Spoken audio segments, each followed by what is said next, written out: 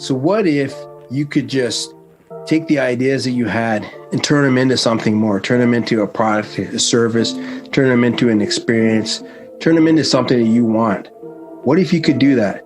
That's the mindset that I switched to, is looking at opportunities, looking at thoughts and saying, what if I explored that? What if I took that farther?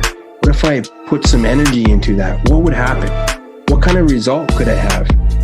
I don't always know the exact result it's going to have. Sometimes the vision that I have and what it turns out to be is not the same, but it opens up a path for me to do other things and to take risks and to be okay with trying things out, all because I really start focusing on what if this happens, what if that happens, but what if in a positive way. Always use it in a positive way and in a way that's going to enhance my experience, enhance the things that I'm doing, make things better, funner, more exciting for myself. So try that mindset. It's a little mindset trick. Try looking at things and saying, what if the outcome was awesome? What if the thing that I do here turns out to be something really, really exciting and beneficial for not just me, but for all the people around me? What if?